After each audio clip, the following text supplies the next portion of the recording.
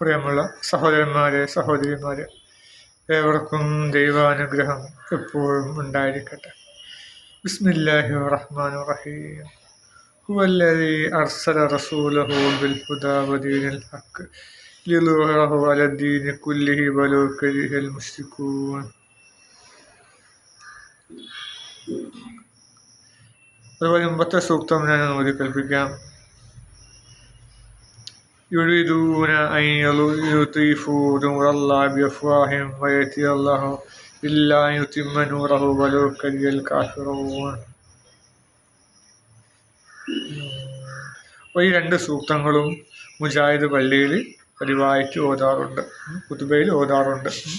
സുന്നി പള്ളികളിലും ഉണ്ടാവുമായിരിക്കും, ഞാൻ ശ്രദ്ധിച്ചിട്ടില്ല. ഞാൻ അപ്പോൾ പതിവായി മുജാഹിദ് പള്ളിയിലാണ് പോകാറുള്ളത്. അപ്പം സ്ഥിരമായിട്ട് ഇത് ഓതാറുണ്ട്. അതാണ് നമുക്കിതിൻ്റെ അർത്ഥം നോക്കാം.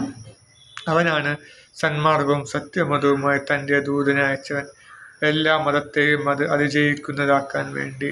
ബഹുദൈവവിശ്വാസികൾക്ക് അത് അനിഷ്ടകരമായാലും ശരി. അതാണ് ഇതിൻ്റെ അർത്ഥം. അപ്പം സന്മാർഗവും സത്യവുമായി കൊണ്ട് തൻ്റെ ദൂതനെ അയച്ചവനാണ് അള്ളാഹു, എല്ലാ മതത്തെയും അതിജയിക്കാൻ വേണ്ടി. ബഹുദൈവവിശ്വാസികളുടെ അർത്ഥം അനിഷ്ടകരമായാലും ശരി. അപ്പം എല്ലാ മതത്തെയും അതിജയിക്കാൻ വേണ്ടിയിട്ടാണ് ഇസ്ലാം മതത്തെ അയച്ചത്. അപ്പം മുസ്ലിം വെച്ചാൽ ഉന്നത മതമാണ്. അല്ലാതെ നമ്മൾ അവരുടെ രീതി സ്വീകരിക്കേണ്ടവരല്ല, അല്ലേ? അതുകൊണ്ടാണ് മുജാഹിദ് പണ്ഡിതന്മാർ ഓണസദ്യയിൽ പങ്കെടുക്കരുത്, ക്രിസ്തുമസിന് സ്റ്റാർ തൂക്കരുത് എന്നൊക്കെ പറയുന്നത് ഖുർആൻ ആയത്തിൻ്റെ അടിസ്ഥാനത്തിലാണ്. മനസ്സിലായില്ലേ? അപ്പം നമ്മളാ ഉന്നത, നമ്മൾ അതിലേക്ക് പോകാൻ പാടില്ല. മനസ്സിലായി? ഇപ്പോൾ ജെൻഡർ ഈക്വാലിറ്റി ആണല്ലോ. അപ്പോൾ എന്താ ഇപ്പോൾ ചെയ്യുന്നത്? സ്കൂളിൽ ആൺകുട്ടികളും പെൺകുട്ടികളും ഒരേ വേഷം.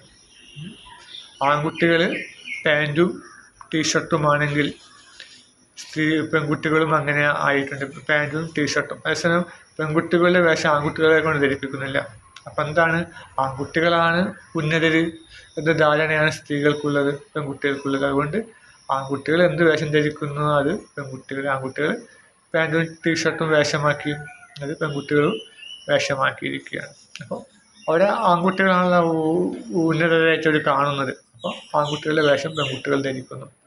അതുപോലെ ഇപ്പോൾ പണ്ടത്തെ പോലീസുകാരൊക്കെ വെച്ചാൽ സാരി ആയിരുന്നു എടുക്കാറ്. സാരിയും ബ്ലൗസും ഒക്കെ, കാക്കി സാരി കാക്കി ബ്ലൗസും ഒക്കെ ആയിരുന്നു പണ്ട് എടുക്കാറുണ്ട്. ഇപ്പോൾ അതൊക്കെ മാറ്റി പാൻറ്റും ഷർട്ടും ഒക്കെയാണ്. പുരുഷന്മാരെ പോലെ പാൻറ്റും ഷർട്ടും. ഇതൊരു ആഭാസകരമാണ്. കാരണം പുരുഷൻ്റെ ശരീരം പോലെയല്ല സ്ത്രീകളുടെ ശരീരം പോലെയല്ല പുരുഷൻ്റെ ശരീരം, അല്പം വ്യത്യാസമുണ്ട്, അല്ലേ? അപ്പോൾ അവരുടെ ചന്തി ഭാഗവും ഒക്കെ വല്ല തുടിച്ചും ഒക്കെ നിൽക്കും. അപ്പോൾ അതൊക്കെ പാൻറ്റിൻ്റെ ഉള്ളിൽ കൊള്ളിക്കുക എന്നത് ഭയങ്കര പ്രയാസം, കാണുന്നവർക്കൊരു ആഭാസമാണ്.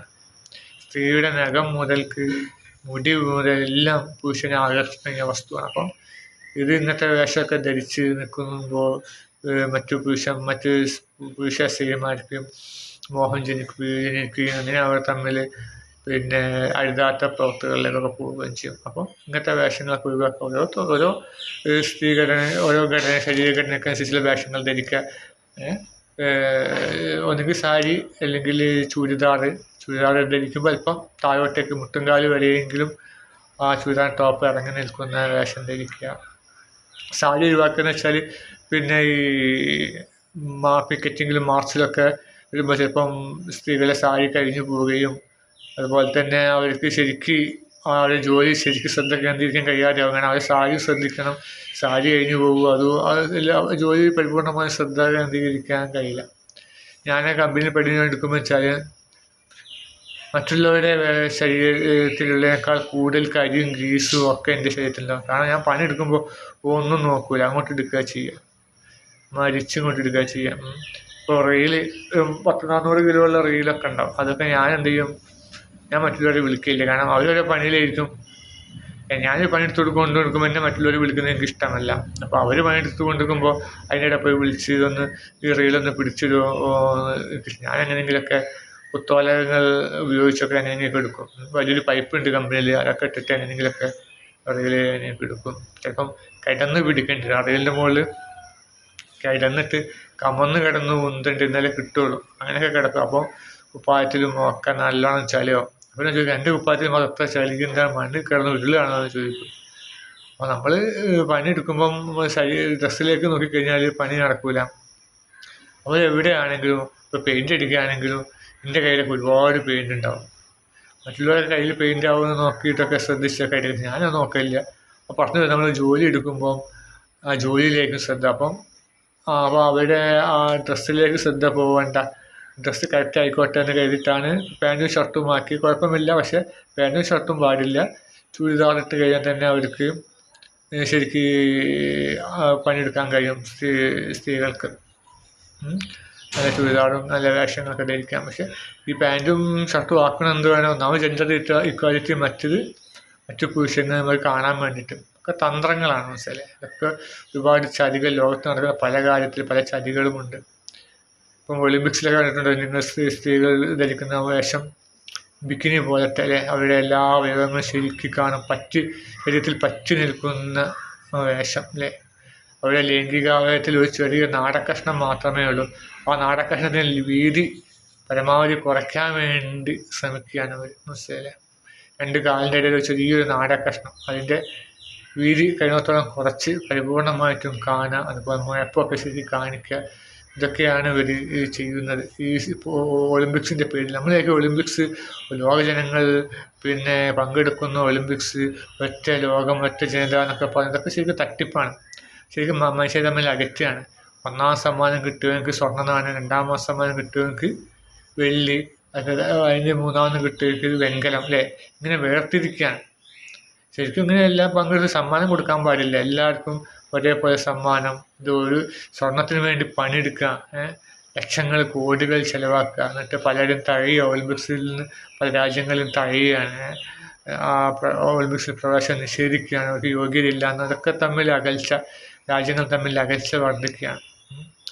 അതുപോലെ തന്നെ അവിടെ നല്ലോണം മദ്യവ്യവസായം, അതുപോലത്തെ വ്യഭിചാരം ഒക്കെ പ്രോത്സാഹിപ്പിക്കാൻ വേണ്ടിയിട്ടാണ് ഒളിമ്പിക്സ്. ഏതൊരു നാട്ടിൽ ഒളിമ്പിക്സ് വന്നാൽ അവിടെ വ്യഭിചാരം വർദ്ധിക്കും, മദ്യം വർദ്ധിക്കും. ഇപ്പോൾ കുവൈറ്റിലായതുകൊണ്ട് പണ്ട് ലോകകപ്പ് കുവൈറ്റിലായതുകൊണ്ട് വലിയ കുഴപ്പമില്ലാണ്ട് പോയി. എന്നാലും ചെറിയ തോതിലൊക്കെ അവിടെയും ഉണ്ടാവും. ഇതൊക്കെ മോഹിച്ചിട്ടാണ് പലരും വരുന്നത്. ഒളിമ്പിക്സിൻ്റെ മറയിൽ പല തിന്മകളും അരങ്ങേറാം. ആരും അറിയില്ലല്ലോ. അല്ലാതെ നമ്മൾ വ്യഭിചാരശാലയിലേക്ക് പോയി കഴിഞ്ഞാൽ എല്ലാ ജനങ്ങൾ അറിയും. ഇത് ആരും അറിയില്ല. നല്ല പേര് കിട്ടുകയും ചെയ്യും, നമ്മളെ കാര്യങ്ങളൊക്കെ നടക്കുകയും ചെയ്യും. അപ്പോൾ അതൊക്കെ ലോകത്ത് നടക്കുന്നതൊക്കെ ഭയങ്കര വമ്പൻ ചതികളാണ്.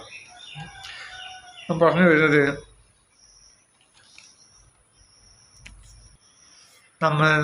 നമ്മുടെ മതമാണ് ഉത്കൃഷ്ട മതം. നമ്മൾ ഇതര മതസ്ഥരുമായിട്ട് രാജി ചെയ്യാൻ പാടില്ല.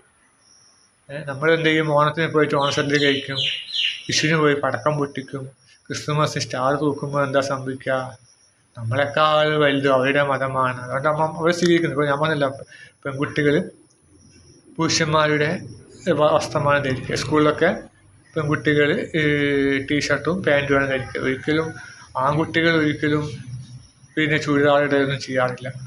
പെൺകുട്ടികൾ ആൺകുട്ടികളുടെ വേഷം ധരിക്കും. കാരണം അതാണ് ഉന്നതം എന്ന് വിചാരിക്കുക. അതുപോലെ തന്നെ നമ്മൾ ഓണസദ്യയും ക്രിസ്മസ് സ്റ്റാർ തൂക്കൽ ഇതൊക്കെ നടത്തിക്കഴിഞ്ഞാൽ അവരുടെ മതമാണ് ഉന്നതം, നമ്മൾ മോശമാണെന്ന് വരികയാണ്. അപ്പോൾ അതുകൊണ്ടാണ് ചില ഇസ്ലാമിക മുജാഹിദ് പ്രവർത്തകരൊക്കെ പറയുന്നത് നമ്മൾ ഒരിക്കലും ഓണസദ്യയിൽ പങ്കെടുക്കരുത്.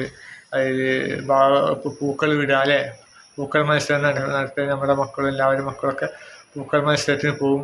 അതുപോലെ ഓണത്തിന് സെറ്റ് സാരി എടുത്തിട്ട് നമ്മുടെ പെൺകുട്ടികൾ പോലെ ഡിഗ്രി പഠിക്കുന്ന പെൺകുട്ടി വിവാഹം പോലും കഴിക്കാത്ത പെൺകുട്ടികൾ വയറ് കാണിച്ച് സാരി എടുത്ത് നടക്കും അല്ലേ. അതേസമയം അവർക്ക് വേണ്ട സ്ഥലത്ത് അവർ എടുക്കില്ല. ഇപ്പോൾ ടീച്ചർമാരൊക്കെ സാരി എടുത്താൽ ഒരു ഭംഗിയാണ്, പക്ഷെ അവരെടുക്കും. ഇപ്പോൾ അധികം ടീച്ചർമാർ ചുരിദാർ എടുക്കാം. അതുകൊണ്ട് തന്നെ കുട്ടികൾക്ക് ടീച്ചറോട് ബഹുമാനമില്ല.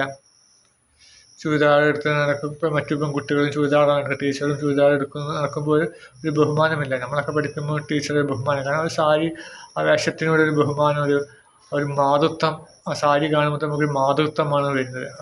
അപ്പോൾ ബഹുമാനം, ഒരു ആദരവ്, സ്നേഹമൊക്കെ ടീച്ചർമാരോട് പണ്ടുണ്ട്. ഇപ്പോൾ അതില്ലല്ലോ. ആരും ചുരിദാറും ലിപ്സ്റ്റിക്കും ഒക്കെ ഇട്ട് നടക്കുകയാണ്. മറ്റു മാഷുമാരുമായിട്ട് കൊഞ്ചിക്കൊഴിയാണ് അധ്യാപികമാർ. അപ്പോൾ അതുകൊണ്ട് ബഹുമാനിക്കപ്പെടാൻ അർഹരല്ല ഈ അധ്യാപികമാരെയും ടീച്ചർമാരെയും. അതുമാത്രമല്ല, അവർ നല്ലോണം കൈക്കൂലി കൊടുത്തിട്ടാണ് വരുന്നത്, മെറിറ്റിലൊന്നുമല്ല വരുന്നത്. കൈക്കൂലി കൊടുത്തിട്ട് ഒന്നും ഇട്ടും പൊട്ടും തിരിയാത്ത ആൾക്കാരാണ് കോടിക്കണക്കിന് കൈക്കൂലി കൊടുത്ത് വരുന്നത്. പിൻസീറ്റിലൂടെ. അപ്പോൾ അങ്ങനെ അപ്പോൾ അതുകൊണ്ട് കുട്ടികൾ ബഹുമാനിക്കപ്പെടുന്നില്ല ഇല്ല. അപ്പോൾ അതാ പറഞ്ഞപ്പോൾ നമ്മൾ ഇതര മതസ്ഥരുടെ ആഘോഷങ്ങൾ നമ്മൾ സ്വീകരിക്കരുത്. അവർ നല്ല രീതിയിൽ പറയുക, നമുക്ക് നമ്മുടെ മതം അത് പിന്നെ അനുശാസിക്കുന്നില്ല, അതുകൊണ്ടാണെന്ന് പറയാം. അല്ലാണ്ട് നമ്മൾ വർഗീയതല്ല അവിടെ പറഞ്ഞ മാസത്ത് നമ്മുടെ മതം അനുസരിച്ച് ജീവിക്കാൻ നമുക്ക് സ്വാതന്ത്ര്യം അല്ലാഹു നൽകും, അതിൻ്റെ അവസരം അല്ലാഹു എന്തായാലും നൽകും. നമ്മുടെ ഭൂമി വിശാലമല്ലേ, നിനക്ക് സഞ്ചരിച്ചുകൂടെ, നിനക്ക് ഏതെങ്കിലും സ്ഥലത്തേക്ക് പോയിക്കൂടെ എന്ന് അല്ലാഹു ചോദിക്കും. ഏതെങ്കിലും സ്ഥലത്ത് നമ്മളത് ഉൾക്കൊള്ളാൻ കഴിയുന്ന സ്ഥലങ്ങളുണ്ടാകും. ഒരിക്കലും അല്ലാഹു നമുക്ക് ജീവിതം കുടുസാക്കില്ല. നമ്മൾ അല്ലാഹു ആത്മാർത്ഥമായി വിശ്വസിക്കുന്നുണ്ടെങ്കിൽ ആകാശവും ഭൂമിയും ആ വ്യക്തിയുടെ പ്രാർത്ഥന കേൾക്കും. മനസ്സിലായി, അവൻ്റെ പിന്നെ ആകാശവും ഭൂമിയും അവൻ്റെ പിന്നാലെ നടക്കുമെന്നാണ് പറയുന്നത്. ബൈബിളിൽ പറഞ്ഞത്, നീ വിശ്വാസിയാണെങ്കിൽ മലമുകളിൽ നിന്നുള്ള കല്ലിനോട് നിൽക്കട്ടെ, അവിടെ നിൽക്കുക എന്ന് പറഞ്ഞാൽ അവിടെ നിൽക്കുമെന്നാണ് ബൈബിളിൽ പറഞ്ഞത്. അപ്പോൾ നമ്മൾ യഥാർത്ഥ വിശ്വാസിയാണെങ്കിൽ നമുക്ക് ആരെയും ഭയപ്പെടേണ്ടതില്ല. നമ്മുടെ മതം എന്ത് പറയുന്നു അതനുസരിച്ച് ജീവിക്കാനുള്ള സ്വാതന്ത്ര്യം നമ്മുടെ രാജ്യം നൽകുന്നുണ്ട്. ആ രാജ്യം നൽകുന്നില്ലെങ്കിൽ നമുക്ക് രാജ്യങ്ങളിലേക്ക് പോകാം, ഒക്കെ സൗകര്യം അല്ലാഹു നൽകും. അപ്പം അങ്ങനെ അല്ലാഹു ദീനിനെ മുറുകെ പിടിച്ച് ജീവിക്കുന്ന ആ ഭാഗ്യന്മാരെ കൂട്ടത്തിൽ അല്ലാഹു നമ്മൾ പൊരുത്തമാറാകട്ടെ. ആമീൻ.